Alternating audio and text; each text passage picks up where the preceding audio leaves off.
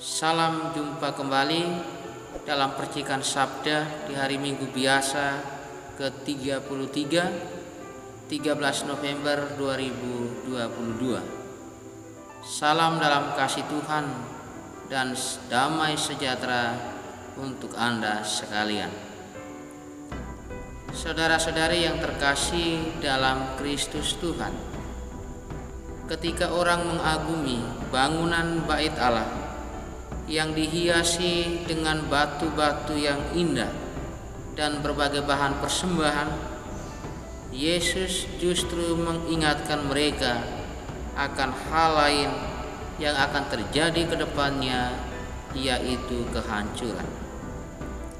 Akan datang harinya segala yang kamu lihat di situ diruntuhkan, dan tidak akan ada satu batu pun dibiarkan terletak di atas batu yang lain. Ini adalah kata-kata Tuhan Yesus.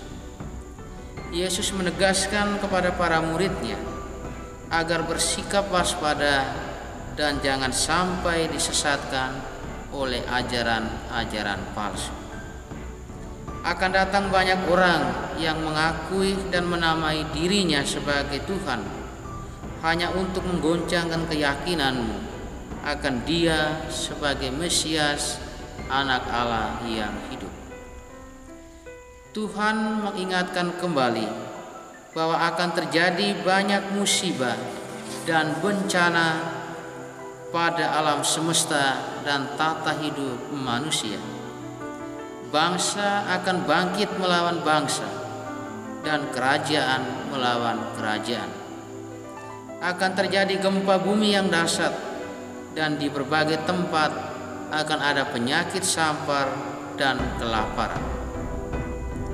Inilah tanda-tanda akhir zaman, dan gambaran tentang akhir zaman adalah sesuatu yang menakutkan dan menggelisahkan.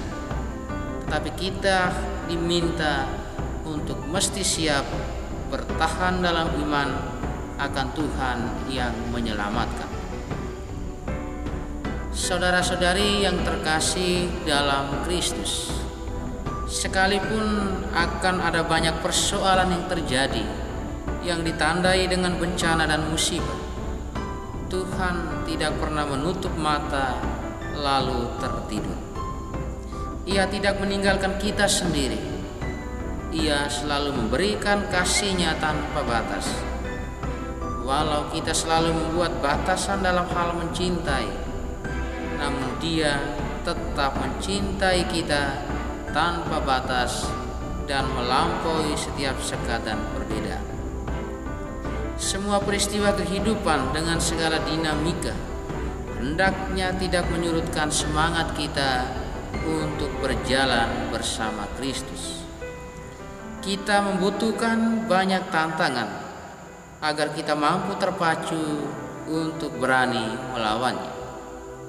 Kita butuh banyak ujian agar kita dapat mengerti arti hasil dari sebuah proses.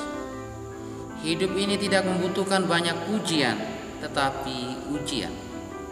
Kita tidak harus mengharapkan banyak rantangan, tetapi kita membutuhkan banyak tantangan yang membuat kita semakin kuat dalam hidup dan teguh di dalam iman. Kita bukanlah manusia hebat dan sempurna yang tanpa cacat lalu bisa melakukan apa saja. Kita adalah orang-orang yang rapuh, mudah patah oleh karena kelemahan manusia. Tetapi kita tetap punya Tuhan yang senantiasa menopang dan mengangkat kita dari semua keterjatuhan yang kita alami. Tuhan meminta kita untuk tidak patah semangat, untuk tidak menyerah dalam hidup dari setiap peristiwa yang kita alami. Kita diharapkan untuk terus memberikan kesaksian tentang Tuhan dan mewartakan kabar baik kepada semua orang. Buatlah hidup kita ini bernilai dan berharga bagi sesama. Jangan memendam sesuatu yang baik di dalam diri dan tunjukkan kepada dunia bahwa kita bisa melakukan hal yang baik dari segala kekurangan dan keterbatasan yang kita miliki. Sama saudara dan saudari yang terkasih dalam Kristus Tuhan, realitas hidup menyatakan bahwa setiap kita ingin dicintai, dihargai, dan diperhatikan serta diterima oleh orang-orang di sekitar. Karena itu terkadang kita berusaha mengikuti kebiasaan dan anjuran orang di sekitar kita. Dengan mengikuti semuanya itu, kita akan dicintai oleh mereka. Masalah yang sering terjadi ketika orang di sekitar kita menyerumuskan kita ke dalam dosa, kita harus bisa menolak. Kita harus rela tidak dicintai demi menjaga keluhuran diri dan kebenaran, suatu kemurnian relasi yang sesungguhnya. Yesus meminta kita agar kita mesti siap dibenci karena namanya. Sabda Tuhan menegaskan, karena namaku kamu akan dibenci semua orang, tetapi tidak sehelai pun dari rambut kepalamu akan hilang. Dan kalau kamu tetap bertahan, kamu akan memperoleh hidup. Sama saudara dan saudari yang terkasih dalam Kristus Tuhan, sebesar apapun keinginan kita untuk dicintai, namun ketika itu malah menjerumuskan kita dalam dosa, kita harus siap dibenci. Aniaya dan derita justru menjadi kesempatan bagi kita untuk terus bersaksi tentang Tuhan, dan Tuhan telah berjanji kepada kita untuk menyertai kita sampai akhir zaman.